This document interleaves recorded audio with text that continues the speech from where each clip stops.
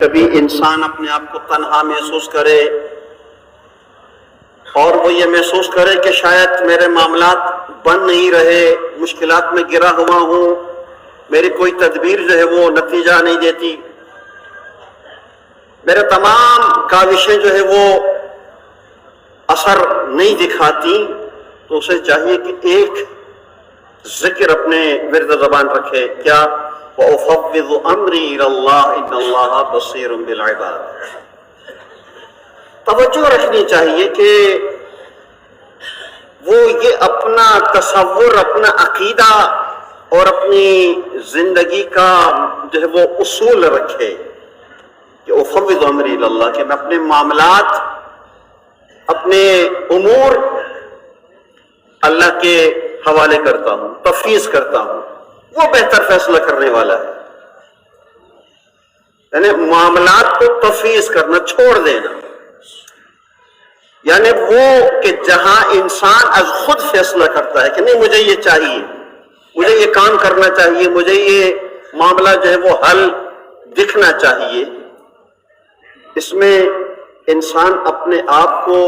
با اختیار سمجھتا ہے، بعض اوقات اپنی رائے کا برملا اظہار کرتا ہے، اور قرآن مجید بھی اس جانب توجہ دلاتا ہے کہ بسا اوقات ایسا ہوتا ہے کہ بعض چیزیں تمہیں پسند آتی ہیں وَهُوَ كُرْهٌ لَكُمْ، اور حقیقت یہ ہے کہ وہ تمہارے حق میں بہتر نہیں ہوتی۔ اور پھر ایسا بھی ہوتا ہے انسان کی زندگی میں کہ بہت سارے معاملات کو پسند کرتا ہے انسان، لیکن وہ ان کے حق میں نہیں ہوتی، وہ وَكُرْهٌ لَكُمْ۔ اور پھر ایسے بھی معاملات انسان کی زندگی میں پیش آتے ہیں کہ وہ کسی چیز سے دور رہنا چاہتا ہے، ناپسندیدہ قرار دیتا ہے، جبکہ وہ انسان کے حق میں بہتر ہوتی ہے، مگر اس کا فیصلہ کون کرے گا؟ اللہ کرے گا۔ اللہ رب العزت کو یہ اختیار حاصل ہے، لہذا اُفَوِّضُ أَمْرِي إِلَى اللَّهِ إِنَّ اللَّهَ بَصِيرٌ بِالْعِبَادِ، جو بات کا جملہ ہے إِنَّ اللَّهَ بَصِيرٌ بِالْعِبَادِ، خدا بھولا نہیں ہے، خدا کی نظروں سے تم پوشیدہ نہیں ہو،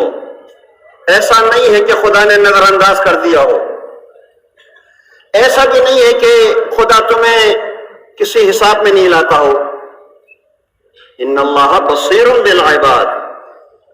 کہ اللہ کی نگاہوں میں، اللہ کی بصارت میں، اللہ کی نظر میں، اللہ کے معاملات میں، اللہ کے حساب و کتاب میں ہر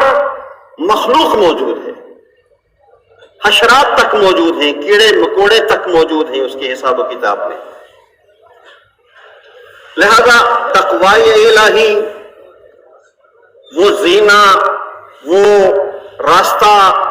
وہ عزت کا راستہ، وہ سربلندی کا راستہ کہ جسے اپنانے کی دعوت دی گئی